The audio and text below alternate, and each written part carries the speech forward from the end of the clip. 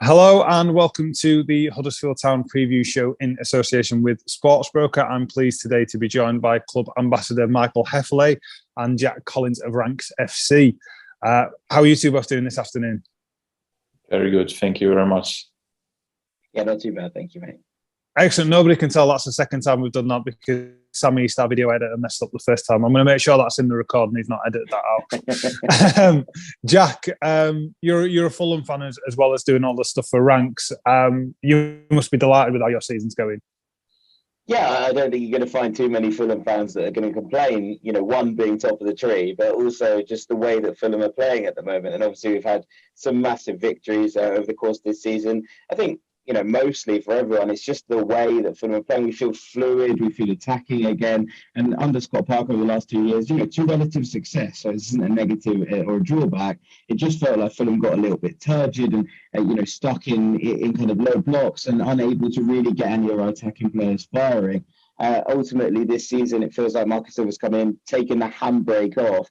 And what we're seeing is this incredible attacking unit, Alexander Mitrovic, Miskis Cabano, Harry Wilson, who are flying. And also it's just about having a go, whether it's, teams that win, that we have wins and losses like everybody else. And went up to City last week and look, we got battered, frankly. We went out and scored after 2 minutes. And you go, that doesn't happen very often. That's very exciting for a championship team to go to City and really turn it on and have a go. So yeah, I think everyone's just pleased to be watching that kind of attacking, fluid style of football again. A little bit of swashbuckle, a little bit of swagger back around the place. Plenty of smiling faces at Craven Cottage. Yeah, we'll come on to Fulham more closely in a moment. But speaking of smiles on faces, Michael, 14 unbeaten in all competitions for Town at the minute. It's been a little while since we've had you on the show. You're a busy man. How have you been feeling during this run? Is it you've been happy to watch the way Town have been playing? Definitely. As you say, 14 unbeaten is an incredible run. The confidence is growing from one win or draw to the next one. You generally get the habit from not losing, and this is where we are at now. And this is great to see. The lads, they're full with confidence, and I think we don't have to hide now because we showed some good performances, or we got the result back. So I'm very happy right now with everybody. That's good to hear. Everyone's happy when you're happy, yes. Jack, obviously, with the stuff that you do with not just being a Fulham fan, but Ranks as well, Town will be on your radar just because of how well we're doing in the Championship. From the outside looking in, what's your opinion of Huddersfield being this season? I've been really impressed. I mean, just across the course of, obviously the manager's been in a while now, and it is something that felt like it was a bedding process. But I think what's impressed me most is the versatility. Obviously, you get someone like Carlos Cochrane who comes in off the back of that kind of Bielsa structure, and you expect to see that intensity, that that belief, that drive in the middle. But his ability to react and to be able to shift this side around, to switch formations when things are a little bit different, and to really kind of adapt his teams to who his opposition are, I've been hugely impressed with. I think this midfield has been incredibly impressive, and I'm not going to be the first or the last person to single out Lewis O'Brien as an absolute superstar. But I've just been impressed with how that versatility has come across the course of the season, how that adaptation has happened. And like you say, 14 games unbeaten is no mean feat at any level of football. 12 in the Championship is a really, really remarkable run. And there's a reason that Town are in the playoff places, and it's because we've been incredibly good over the last 3-4 months, and well deserved at this point. Yeah, Fulham have made a habit of frankly brushing teams aside in the division when they want to, but playing at a Town team that are on this run, is there any trepidation at all from the Fulham side? Is there any concern over what might be coming to Craven Cottage on Saturday morning? Early afternoon. Early afternoon. I think from where we're sitting and from discussing it with the rest of the Fulham fans that I talk to, it is very much this is the test. And it's the first, the hardest test I think Fulham have had since pre-Christmas. We're looking at these 2022 games. You look at that trip to Stoke, and you think that was a tricky day at the office, especially after they scored up to 37 seconds or whatever it was. But, ultimately we've looked at this and you picked out this Town game and the kind of run of form that follows it. And actually, if I'm not mistaken, you have something similar in that these are the games that you really kind of test your mettle. We had a little bit of cushy is the wrong word because it's not been cushy. No game in the Championship is cushy. But if you look at what the run was from sort of January through to where we are now, it's been teams that Fulham would have been looking at and going, right, we should win this game. This, I think, is a real test of not only the fact that Fulham have won the last two without really getting out of second gear, I thought, in some ways, but also the fact that that press, that intensity is going to be a real tricky one for the basis for the midfield. And if they're not on point, it's going to be a really tricky day at the office. We're good at home, so there's that. We've been really impressive at Craven Cottage this year. We've, I think, lost twice. One was a freak result to Reading where they scored from 2 shots on target, and we had about 57 shots. None would go in. You know, you have those days at the office. And the other was a strange one with Sheffield United where Fulham just didn't turn up. But this is one of those games you look at it and you think, right, this is a real test. And it's a test of mettle as well. You know, Fulham started to pull a little bit clear at the top of this table. Suddenly you go, right, here's a tricky fixture. Have you got the bottles to go and deal with it at home? You know, in a midday kickoff, in an early kickoff, in one that everyone's a bit like, oh, you know, you get a feel about early kickoffs, don't you? That anything can happen in the early. Never back the early kickoff. But it does feel like a real test, isn't it? I think trepidation is probably the wrong word. Its ability to feel that you can beat anyone with the squad that Fulham have at the moment, and with Mitrovic in the form that he's in, you always feel like you're going to score. But I think there's definitely a sense of this is going to be a test. Yeah, Hef, you hate an early kickoff, don't you? That's the first thing that sprung to my mind when Jack was talking about 12:30s. Every time there's a 12:30 in the office, you're not happy about it. Yeah, 12:30. I never really liked it as a player because I'm a kind of guy. I like my habits. I like my rhythm. I like my breakfast, and then I like my lunch, and then I know exactly, okay, 1 coffee, 2 coffees, we can go to the game day. And when it's early kickoff, there you in between. You need a very early breakfast, or just a lunch, or just a breakfast. So it was always like a big struggle.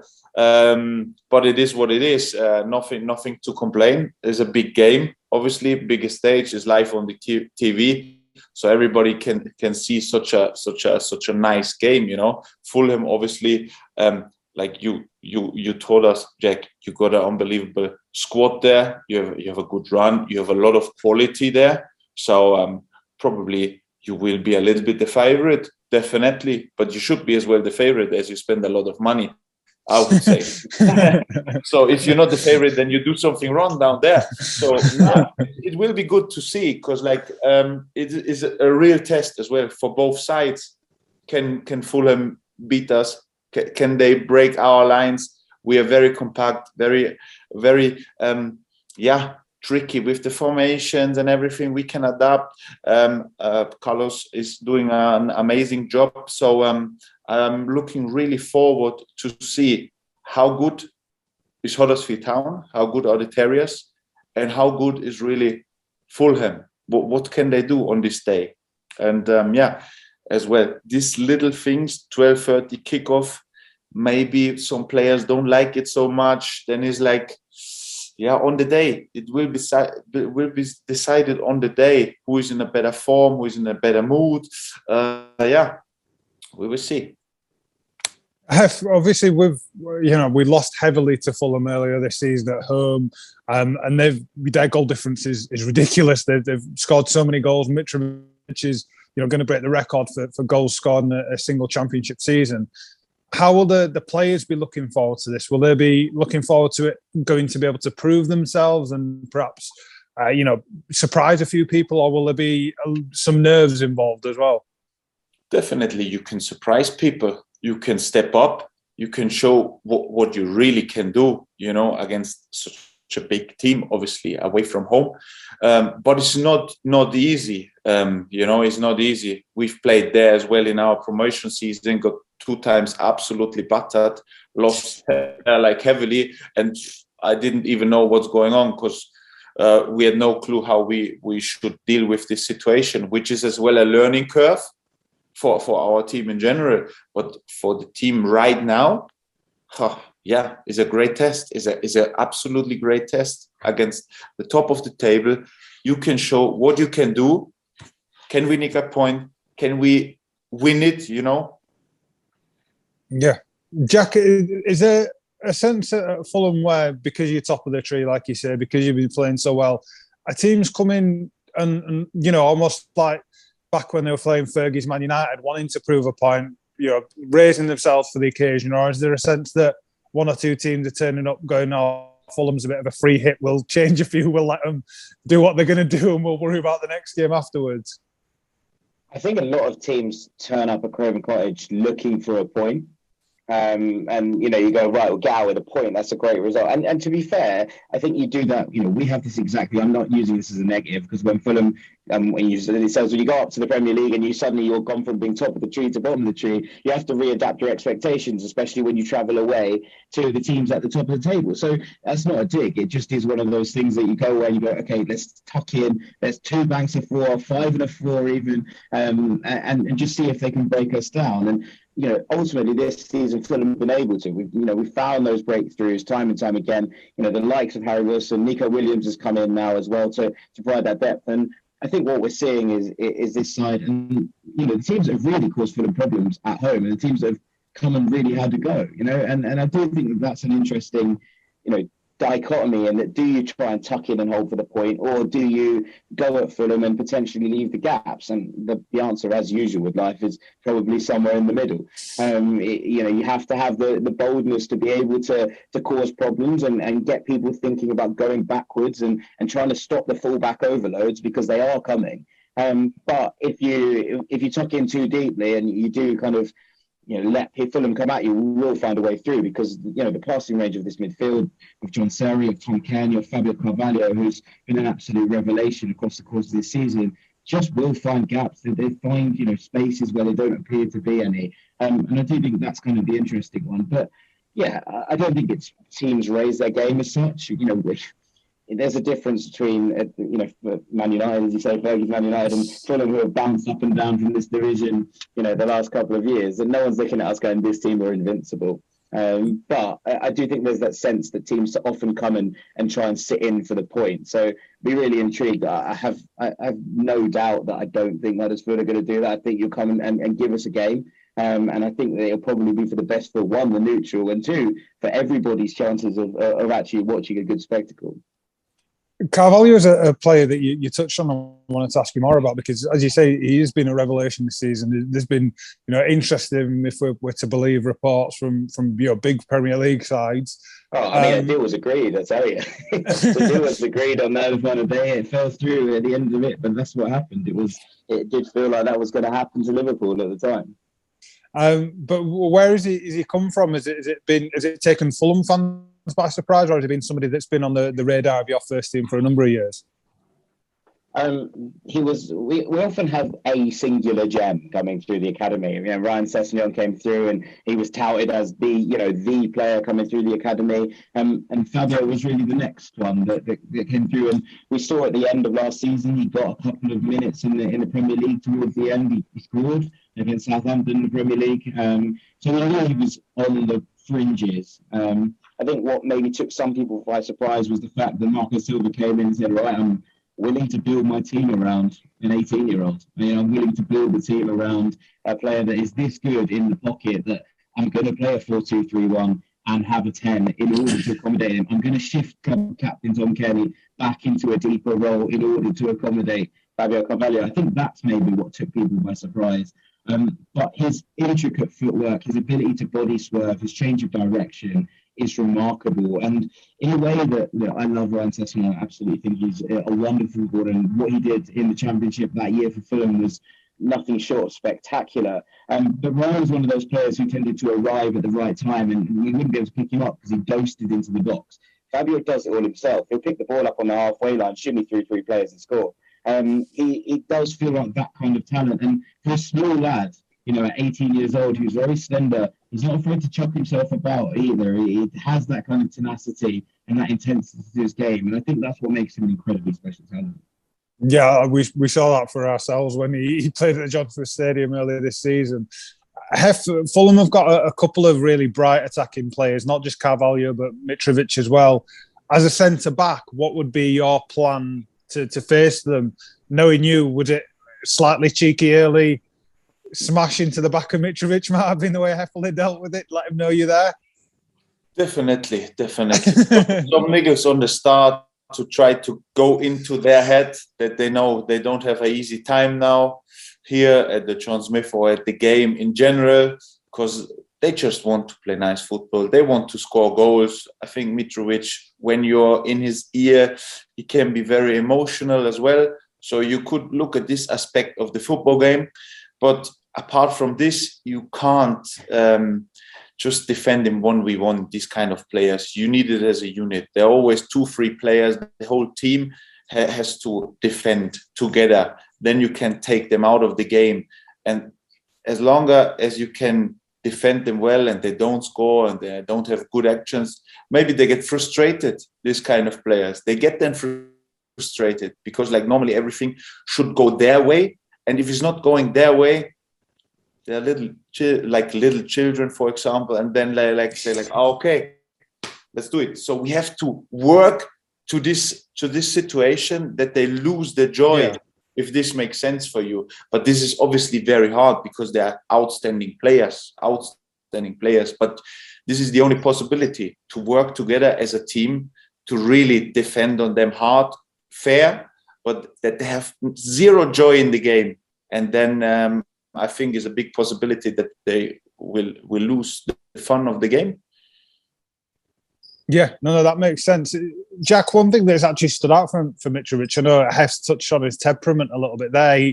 He seems to have matured slightly this season. That one of the reasons why his consistency in front of goal has been as good as it has, because he's, as long as something disastrous doesn't happen, he will set a new record for the amount of goals scored in a single championship campaign. Yeah, I think so. It does feel like that. And look, it's been something that's been kind of, I think, tapering as we've gone along. Obviously, when he came into English football and we saw those first couple of games in Newcastle, and did feel like a hothead. We haven't seen huge amounts of that at Fulham. He's never been sent off. He's picks up a card occasionally, but often for remonstrating as opposed to anything else. What he still does have is that little cheeky element of, if you give it to me, I will give it back. And we've seen over the last couple of weeks fans at Hull giving it to him large when he went down with an injury, and him celebrating in front of them, ears cupped, very similar at Millwall. He's not afraid to let you know that he feels like he's the man. And I think, Michael said it there, that if you can get in and stop the joy out of that, stop the kind of enjoyment of, he loves a battle, Mitrovic, right? Like, that's part of it. He does like the physical battle. He likes that contest. If you frustrate him and, the arms start to go up and all of these things, but there is the element, if you risk poking the bear too much and he gets too emotional, he will just I remember there was a game against Swansea a couple of years ago where the ball got taken off him for a penalty. He was having a strop, he was having a tantrum. Anyway, he scored in the 93rd minute, and the emotion, the tears are rolling down. It's that celebration. So you do risk kind of winding up the big bear as well, and you never want a big angry Mitrovic running around at any situation. Are there any? We've touched on a few of the Fulham lads that are obviously been your headline players this season, but for Town, is there anyone that particularly sticks out as somebody who could be a potential thorn in your side? I mean, I'm gonna go down the standard paths here, and I mean, I've been as impressed by Sorba Thomas as anyone else, right? It's been a remarkable campaign, and his story as well, right? The jump up and the ability to jump up that quickly and to cause the problems he's caused have been remarkable, frankly. I've got to say though, I have been impressed with Danny Ward. Someone that I remember scoring for Cardiff against us years ago, and thinking, there's a player that's popped off the bench and scored a goal and being frustrated and all of the above. But it's a very selfless role in some ways that he runs. I know he got the hat-trick a couple of weeks back, but it tends to be that kind of off-the-shoulder, opening up the spaces, making sure that there's space for kind of midfield to reward into. I've been really impressed with, one, his work rate, and two, the way that he kind of runs this side and runs the channels and all of those bits that open it up for everyone else. So he's one that I've been really, impressed across the course of, the last month or so, and seeing what he's been bringing to the table. It's been a bit of an eye-opener, because I kind of had him down as a player who was a bit of a kind of super sub-esque, someone who could come on and finish a game, who could poach. But I've been really, really impressed. It's like watching a young Andy Johnson. in full flight in some ways. So yeah, no, Danny Ward for me, just someone that's a little bit under the radar perhaps. Does all the kind of selfless work, does all the off the ball stuff so well, and someone that's become like a key element to the squad, I think, for you guys without necessarily picking up all of the headlines. Yeah, of course. I'm really glad that you picked up on Wardy, because he's someone that, you know, Town fans have really grown to appreciate this season, and we've always known how good he is, and the points you make are spot on, because it is selfless a lot of the time, the work he puts in. He you know, runs his socks off every game, but he's getting his rewards this year, and you know, his fitness has been a massive part of that, and you know, we couldn't be happier for him, because he's getting the rewards he deserves up top there for Town. Just before we wrap it up, I'm going to ask you both how you think the game's going to go, and maybe for a bit of a prediction. Michael, if we start with you, what's your prediction for this weekend? I think it will be very, very tight, to be honest. And 1-0 for Huddersfield Town on a counter-attack or set piece. This is where I see us nicking the game, like a dirty game, where you then just enjoy the journey home on the coach. You go there, Craven Cottage, you fight there, you give you everything, and 1-0, go home. Fantastic feeling. This is my expectation. Oh, a clean sheet at Craven Cottage would be an absolute dream come true. Jack, from a Fulham perspective, how do you see the game going? I think we had 2 opposition clean sheets all season, so I'm very, very impressed. No, look, it's going to be a storm by the looks of it on Saturday. The weather looks absolutely dreadful. It's going to be battering it down on the banks of the Thames.